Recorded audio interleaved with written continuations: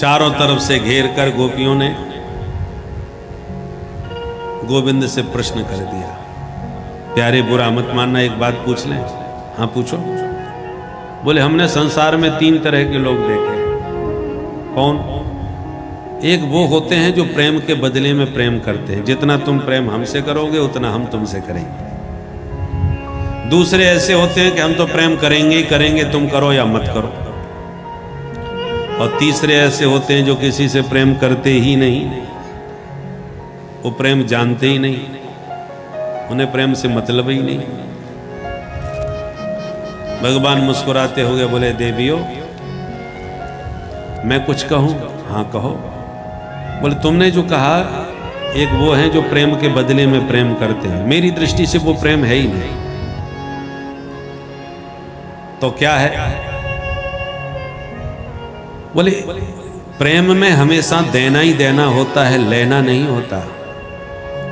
और जो देते समय लेने का हिसाब करता है वो प्रेम नहीं होता, उसको व्यवहार कहा जाता है। तुम हमारी शादी में आए, अमुक वस्तु लाए, हम तुम्हारी शादी में गए तो उसी हिसाब की उतनी कीमत की वस्तु हमने आपके यहाँ भेंट कर दी, जितना तुमने दिया उतना हमने दिया। देते समय लेने का हिसाब रखने वाला व्यवहार होता है, प्रेम नहीं। बहुत से इतना नपातुला व्यवहार करते हैं कि हमारे यहाँ भागवत हुई तो 4 लड्डू भंडारे के हमने आपके यहाँ प्रसादी के भिजवा दिए। अब आपके यहाँ भागवत हुई तो आप भी 4 लड्डू भिजवाएंगे। और कभी कभी तो देवियाँ कहती हैं, सुनो सुनो 4 नहीं भेजना, उन्होंने जो डिब्बा भेजा था उसमें 1 लड्डू फूटा था, आधा ही था, अपन भी 3.5 ही भेजेंगे। बिल्कुल नपातुला व्यवहार, जितना तुमने किया उतना ही हम करेंगे। इसका नाम व्यवहार है, प्रेम नहीं। प्रेम हमेशा देता है, चाहता कुछ नहीं। प्रेम की परिभाषा है तत् सुख सुखित्वम, तुम्हें सुख कैसे पहुंचे बस। प्रेमी की यही एक इच्छा रहती है, ज्यादा से ज्यादा तुम्हें कैसे सुख पहुंचा सके। आप देखो प्रेम और काम बाह्य रूप से एक से लगते हैं। एक कामी पुरुष का जो व्यवहार होता है वही एक प्रेमी पुरुष का भी दिखेगा, पर प्रेम और काम में बहुत बड़ा अंतर होता है। क्या अंतर है? यदि आपसे कोई सुख पाना चाहता है तो वो काम है, और आपको सुख पहुंचाना चाहता है तो प्रेम है। यही अंतर है। प्रेमी हमेशा अपने प्रियतम को सुखी देखना चाहता है, बदले में उसे कितना भी कष्ट उठाना पड़े उसे स्वीकार है, पर मेरे प्रियतम को कोई कष्ट न हो, इसका नाम प्रेम है। और कामी हमेशा अपना सुख चाहता है। तो भगवान ने कहा, ये तुमने जो कहा कि जो हम जितना देंगे उतना उतना हमको भी मिलना चाहिए, ये व्यवहार है, प्रेम नहीं। और हम तो प्रेम करेंगे करेंगे, तुम भले ही मत करो। ऐसा प्रेम करने वाले तो संसार में सिर्फ मैया बाप होते हैं। माता पिता बच्चों से कितना प्यार करते हैं। माँ गर्भ में धारण करके 9 महीने अपनी कितनी पीड़ा सहन करके बच्चे का पोषण करती है। बच्चे को जन्म देते समय माँ का भी मानो दूसरा ही जन्म होता है प्रसव पीड़ा में। और इतने तक ही नहीं, जब बच्चे को जन्म देती है तो अपने हृदय से लगा के रखती है। रात्रि में मलमूत्र त्याग दे, रोता है तो उसे स्वयं सूखे में सुलाकर स्वयं गीले में सोती है। रात रात भर उसके लिए जागती है। कितना नहीं करती, जिंदगी भर अपने बच्चों के लिए माँ बाप बहुत कुछ करते हैं। पिता भी कोई कम नहीं करता। रिक्शा भी चला रहा होगा तो भी वो यह चाहेगा कि मेरा बच्चा कुछ बन जाए। जो कष्ट मैं उठा रहा हूं वो मेरे बच्चे को ना उठाना पड़े। मेहनत मजदूरी करके बच्चे को पढ़ाता है, लिखाता है, बड़ा भारी अधिकारी तक बना देता है। पर ये इसकी कोई गारंटी नहीं कि जितना मैया बाप ने बच्चों के लिए किया है वो तो बच्चा भी उतना ही करेगा। जरूरी नहीं है। माँ बाप ये नहीं सोचते कि ये भी मुझे इतना ही प्यार देगा। वो देगा कि नहीं देगा वो जाने, पर माता पिता अपने तरफ से कोई कसर नहीं छोड़ते। बाद में बच्चे कभी कभी अधिकारी बन जाते हैं तो बाप से मिलने में सकुचाते हैं कि कोई क्या समझेगा कि कलेक्टर साहब के ये पिताजी है, तो बाप से बाप कहने में संकोच लगने लगता है। ऐसे भी हो जाते हैं बच्चे। वही बच्चे सब कुछ संपन्न होने के बाद में भी मैया बाप को वृद्धाश्रम में भेज देते हैं। देखो वृंदावन में अनुरुद्धाचार्य जी महाराज के गौरी गोपाल में कितने बुढ़े मैया बाप बेचारे पड़े। एक बार हमको पूरा दिखाया, घुमाया, तब पता चलता है कि दुनिया में कैसी कैसी लीलाएं चल रही हैं। व्यक्ति कितना स्वार्थी हो गया है। आपकी सेवा और सम्मान तभी तक है जब तक आपसे हमारा कोई स्वार्थ सिद्ध हो रहा है, और स्वार्थ सिद्ध नहीं रहा, मैया बाप ने यदि बच्चों को सब कुछ बांट दिया बंटवारे में, तो मैया बाप को भी अपने पास कोई नहीं रखने वाला कि सबको बराबर दिया है तो हम इनको अपने पास क्यों रखें, हमें क्या फायदा होगा। इसलिए आजकल के हिसाब से तो मैया बाप को भी अपने पास कुछ बचा के रख लेना चाहिए, यदि बुढ़ापे में सेवा चाहिए तो। बोलो राधे राधे राधे राधे। एक पिता के 4 पुत्र थे, चारों का बंटवारा कर दिया, सब बांट दिया। बोले हमको क्या करना है। अब जहां बंटवारा हो गया तो सबको मैया बाप भार लगने लगे। बड़े के यहां भोजन करें तो बहू ने कहा वाह हमने इनका ठेका ले रखा है। उसने बहाना कर दिया पिताजी आज मेरी तबीयत ठीक नहीं है, मैं तो बासाई भोजन कर लूंगी, आज मैं तो भोजन बनाऊंगी नहीं, आप छोटे के यहाँ चले जाने। ऐसे टाला मटोली करने लगी। पिता बेचारा दुखी, कमजोर होने लगा। मित्रों ने पूछा क्यों भाई बड़े कमजोर होते जा रहे हो, क्या बात है। तो मित्रों से मन की बात बताई, ऐसी ये हालत है, 2 रोटी नहीं दे पा रहे प्रेम से हमको, 4-4 बेटे अब कहाँ जाएं हम। मित्र ने कहा तुमने गलती करी, अपने पास क्यों नहीं रखा कुछ, अब कौन करेगा तुम्हारी सेवा। चलो जो हो गया सो हो गया, एक सूत्र हम तुम्हें देते हैं, मान जाओ तो। बोले मान जाएंगे भैया। बोले ये संदूक हम दे रहे हैं, इसको ले जाओ, और एक सिक्का दे दिया कलदार, इसका क्या करना है। बोले तुम अपने कमरे में रखना और इस सिक्के को रात भर पटकते रहना, बस इतना करना है तुम्हें। पर ये ध्यान रखना संदूक में ताला मार के रखना, कभी खुला मत छोड़ना, शायद काम बन जाए। ठीक है भैया। तो संदूक उठा करके 2 आदमियों के सिर पर बैठा करके उठा के लाया, घर में अपने कमरे में घुस गया। छोटे छोटे पोते आए, दादाजी आ गए, दादाजी दादाजी ये क्या लाए। बोले सब बाहर निकलो, मेरे कमरे में आज कोई नहीं आएगा। सबको बाहर करके अंदर से कुंडी मार के और रात में बैठ करके उसके ऊपर पूरा एक सिक्का था उसको पटकते रहे, बजाते रहे। अब जब उनके बच्चे आए, चारों बच्चे जब आए तो उनके नाती पोताओं ने कहा दादाजी बहुत बड़ा संदूक लेकर के कमरे में घुस गए, किसी को घुसने नहीं दे रहे। कह रहा सब बाहर निकलो। अब बच्चों के कान खड़े हुए, ये संदूक कहां से ले आए भाई, इनके पास तो कुछ था ही नहीं। अब शंका हो गई, कहीं से लगता है इनके पास माल तो था। हमको शंका तो थी पिताजी के पास अभी भी माल कुछ है, लगता है उसी संदूक को उखाड़ के लाए होंगे। कान लगा के सुनने लगे। पहले तो कुंडी खटखटाई, पिताजी ने कहा कि आज मैं किसी से नहीं मिलूंगा, आप लोग अपना काम करो, मुझे आराम करने दो। पर जब बार बार सिक्का बजने का टन टन आवाज आई तो कान खड़े हो गए। निश्चित रूप से बहुत तगड़ा माल है भाई। रात भर गिने पिताजी फिर भी गिन नहीं पाए। रात भर कलदार बज रहे थे, लगता है सोने की मोहरें होंगी, सिक्के होंगे। रात भर के गिने, अब कुंडी मार करके वो तो रात भर उनको बताया गया सो करते रहे बेचारे। अब चारों ने अपनी अपनी पत्नियों से कहा देखो खबरदार जो पिताजी की सेवा में कसर छोड़ी, पूरी सेवा तुम्ही को करनी है, और तूने यदि अपनी सेवा से पिताजी को प्रसन्न कर लिया तो ये जो गड़ा हुआ माल है पक्का अपने को मिलेगा, क्योंकि बंटवारा जो होना था वो तो हो चुका। अब ये माल पिताजी का है, अपन को मिलना चाहिए। ठीक है, पता चल गया माल तगड़ा है पिताजी के पास। तो सवेरे जैसी पिताजी ने कुंडी खोली बड़ी बहू तुरंत हाथ जोड़ के प्रणाम करके बोले, पिताजी गर्म पानी कर दिया है, नहा लो। पिताजी को बड़ा आश्चर्य हुआ। ठीक है, नहाने के लिए गए, तब तक दूसरी बहू आ गई, पिताजी मैंने बादाम का हलवा बनाया, नाश्ता यहीं करना। अब तो सेठ जी के तो जलवे हो गए, भाई कमाल हो गया। अब तुम्हारा 2-4 महीने में तो सेठ चेहरा ही सेठ जी का बदल गया पूरा। मित्रों के पास पहुंचे, भैया तूने तो गजब का सूत्र दे दिया, हम तो माला माल हो गए। मित्रों ने कहा कि माला माल तभी तक है जब तक तुम्हारे वो बक्से का संदूक का ताला नहीं खुला।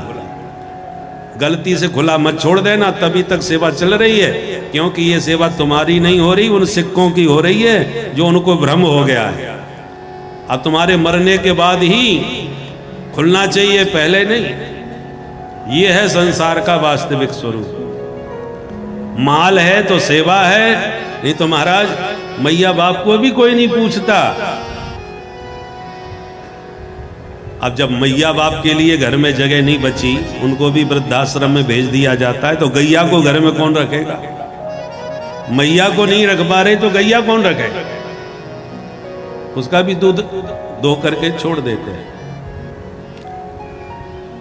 तो भगवान कहते हैं, देवियों जो दूसरे नंबर के तुमने कहा कि हम तो प्रेम करेंगे, तुम भले ही मत करो, ऐसे प्रेमी तो मैया बाप ही होते हैं। माँ बाप तो सच्चे मन से प्रेम करते हैं, पर गारंटी नहीं बच्चे भी उतना ही प्रेम देंगे। पर जो प्रेम करते ही नहीं किसी से, वो 4 तरह के लोग होते हैं, आत्माराम, आप्तकाम, अकृतज्ञ और गुरुद्रोही।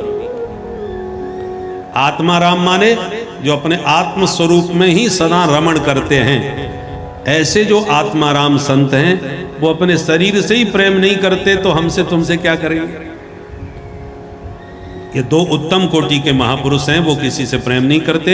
एक आत्माराम और दूसरे आप्तकाम। आप्तकाम माने पूर्ण काम। जिन संतों के भीतर संसार की कोई इच्छा शेष नहीं रह गई, ऐसे जो निष्काम और पूर्ण काम संत हैं, वो भी किसी से प्रेम नहीं करते, अपने स्वरूप में ही मस्त रहते हैं। ये 2 तो उत्तम कोटि के हैं, पर 2 निकृष्ट भी होते हैं। कौन? अकृतज्ञ और गुरुद्रोही। अकृतज्ञ कहते हैं जो किए हुए उपकार को न माने। कृतज्ञ व्यक्ति कभी किसी से प्रेम नहीं करता, वो स्वार्थ की सिद्धि में रहता है। यदि आपसे हमें स्वार्थ साधना है, तो लंबी चौड़ी दंडोत भी करेंगे और मुस्कुरा के खूब मीठी मीठी बातें भी करेंगे, और जब देख लिया अब कोई इनसे मतलब नहीं, तो पहचानना भी मना। स्वार्थ का समय आता है तो देखो महाराज कैसी लंबी लंबी दंडोत करके कहाँ की रिश्तेदारी निकालते।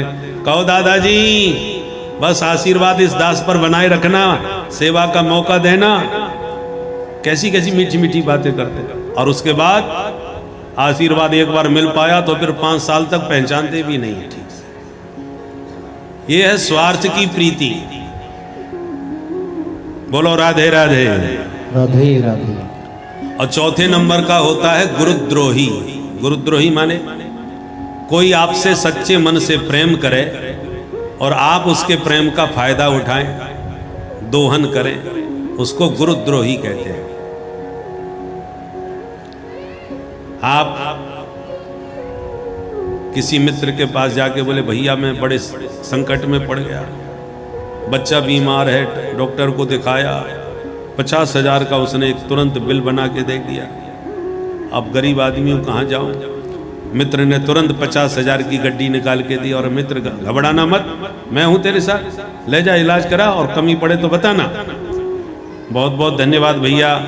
और बाहर जाके गड्डी देख करके कहते हैं, वाह कैसा उल्लू बनाया हमने इसको। अब एक व्यक्ति सच्चे मन से आपसे प्रेम कर रहा है और आप उसके प्रेम का फायदा उठा करके बार बार कोई ना कोई नाटक करके उसका दोहन कर रहे हो, उसकी भावनाओं का दोहन हो रहा है, इसका नाम है गुरुद्रोही। गोपियां आपस में बोली, बहन तो ये बताओ इसमें कन्हैया कौन से नंबर के? एक बोली, हमें तो चौथे नंबर के दिख रहे हैं, गुरुद्रोही। भगवान बोले, ए देवियों क्या कहा तुमने? मैं तुम्हें गुरुद्रोही दिखाई पड़ता हूं? गोपियों ने कहा, लक्षण तो तुम्हारे यही दिख रहे हैं। तुमने ही परिभाषा दी कि जो प्रेमियों के प्रेम का दोहन करे वो गुरुद्रोही होता है। तो आप हमारे साथ ये नहीं कर रहे। आपने चीर चुरा के हमसे कहा था कि 1 साल के बाद शरद पूर्णिमा की रात्रि में हम तुम्हारा मनोरथ पूर्ण करेंगे। तो 1 वर्ष का एक एक दिन हमने कैसे कैसे काटा, 1 साल कैसे कटा ये हम जानते हैं। और जब शरद पूर्णिमा आई तब आपने बंसी बजा बजा के हम गोपियों का नाम ले ले के हमें पुकारा, और तुम्हारी बंसी की तान पर हम दीवानी होके घर परिवार छोड़ के भागी चली आई। कोई चिंता हमने नहीं करी, कोई विचार नहीं किया कि घर लौटने पर हमें घर वाले घुसने देंगे कि नहीं, घर में कोई देखेगा तो हमारी बदनामी हो जाएगी। कोई भी परवाह नहीं की हम।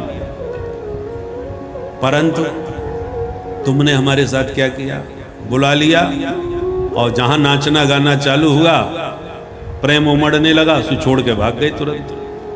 हम जंगलों में कहां मारी मारी डोल रही थी, तुम्हें खोजती हुई, और तुम छुप छुप के हमारे रोने का आनंद ले रहे थे। ये गुरुद्रोहिता के लक्षण नहीं है तुम्हारे। हम रो रही हैं और तुम हमारे रोने का आनंद ले रहे हो छुप छुप के।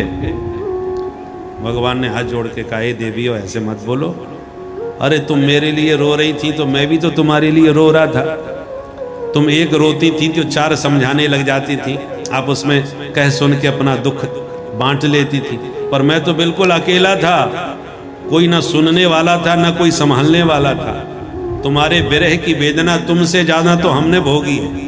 गोपियां बोली, नंबर 1 के झूठा, तुम्हें हमारा वियोग क्यों होगा, और वियोग तुम्हें सताता तो हमें छोड़ के भागते ही क्यों। भगवान बोले, देवी हो बुरा मत मानना, बिना विप्रलंब के संयोग पुष्ट नहीं होता। मिलन के प्रेम को बढ़ाने के लिए वियोग भी बहुत आवश्यक होता है। बोलो राधे राधे राधे राधे। तपती हुई धूप में जो चल के आते हैं वो इस शीतल छाया में बैठ करके आनंद का अनुभव पाते हैं कि भैया बड़ी भयंकर गर्मी पड़ रही है, यहाँ आकर के अब जा करके चैन मिला है, नहीं तो खोपड़ी गर्म हो गई हमारी। पर एयर कंडीशन गाड़ी से जो उतर के यहाँ बैठे उसको वो आनंद मिलेगा क्या? कभी नहीं, उसको तो यहाँ भी लपट लगेगी। पहले जिसने धूप तपी होगी वही शीतल छाया का सुख समझ सकता है। शीतलता उसी को आनंद देगी जिसने ताप भी सहन किया हो। रात्रि न होवे तो दिन की कीमत कोई समझ में आएगी क्या? सूर्य भगवान का महत्व कब समझ में आता है? जब सूर्य अस्त हो जाता है, तब लोग कहते हैं अब सवेरा होने वाला है। और जैसे ही सवेरा हुआ तो लोग सूर्य भगवान को अर्घ दे के प्रणाम करते हैं, सूर्य भगवान आ गए, सूर्योदय हो गया। सूर्य का महत्व कब समझ में आया? जब वो अस्त के बाद उदय हुए। और 12 मास यदि आकाश में सूर्य भगवान विराजे रहे तो कोई देखेगा सूर्य को? बिजली अपने यहाँ चली जाती है और फिर जब आती है तो बिजली का कितना महत्व समझ में आता है। अपने यहाँ आए दिन हल्ला मचता, अरे बिजली आ गई, बिजली आ गई, चलो जल्दी से मोटर चालू करो। जाती है तो आने का महत्व समझ में आता कि नहीं? विदेशों में ऐसे कई संपन्न देश हैं जहाँ 1 सेकंड को भी बिजली नहीं जाती, हर समय उपलब्ध है। विदेशों में हमने देखा, इसलिए ना वहाँ पर आपको जनरेटर मिला, क्योंकि बिजली जाती नहीं तो जनरेटर का काम क्या? ना इन्वर्टर, ना जनरेटर, ना पानी की टंकी, क्योंकि पानी हर समय नाले में सुलभ है। और हम लोगों को ये अतिरिक्त व्यवस्था बना के रखनी पड़ती है, जनरेटर भी चाहिए, पानी की टंकी चाहिए, कब पानी खत्म हो जाए। तो वस्तु जब नहीं होती है उसके अभाव में ही उसकी कीमत समझ में आती है। बोलो राधे राधे राधे राधे। जिस कोई कितना भी तुम्हारा प्रेमी क्यों ना हो, हर समय वो उपलब्ध हो तो उसकी कीमत समझ में नहीं आएगी। जब वो परदेश चला जाए, फिर कुछ दिनों के बाद आए, तब प्रिय का महत्व समझ में आता है। वियोग ताप में तपने के बाद जब प्रियतम का मिलन होता है तो उसका महत्व, मिलन का सुख समझ में आता है। पहले घर घर में देवियों की एक ही शिकायत सुनने को मिलती थी कि हमारे स्वामी जी को हमारे लिए कोई टाइम ही नहीं है, हमारे लिए तो इनके पास समय ही नहीं है, 24 घंटे मशीन बने भागते रहते हैं। आज वहाँ जाना है, आज वहाँ जाना है, उससे मिलना है, ये लाना है, वो खरीदना है। ये शिकायत लगभग सब घर में थी। अब जब कोरोना काल आ गया तब सब अपने अपने घर, बाहर निकलें तो पुलिस वाले स्वागत करने के लिए डंडा लिए खड़े रहते थे। कोई बाहर मत निकलो, सब घर के अंदर रहो। 2-4 महीने पतिदेव जब घर में रहे तो वे देवियां कहने लगी, महाराज अब ऐसे ही पड़े रहोगे कि कुछ निकल के काम धंधा देखोगे? ऐसे पड़े पड़े कब तक खाओगे? सारी इच्छा पूरी हो गई। तो जब कोई जाता है तब उसके आने पर उसका महत्व समझ में आता है। हर समय जो घर में उपलब्ध हो उसकी कोई कीमत नहीं रह जाती। बिना विप्रलंब के संयोग पुष्ट नहीं होता देवियों।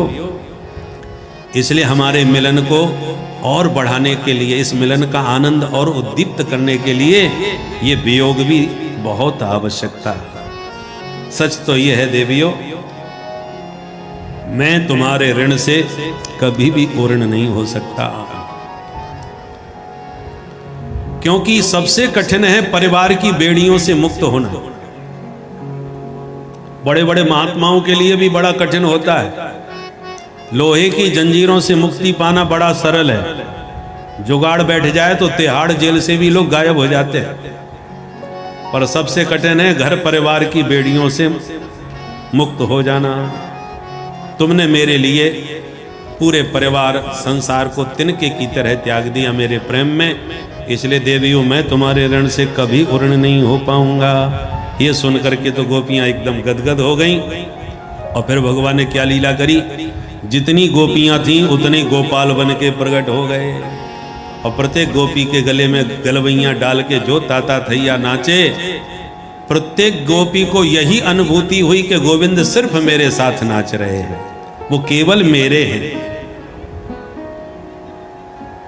सबको यही अनुभव हो रहा है। और जैसी ताता थैया करके प्रभु का दिव्य महारास प्रारंभ हुआ श्री धाम वृंदावन में, कि देवादिदेव महादेव शिव शंकर भी काशी से दौड़े दौड़े चले।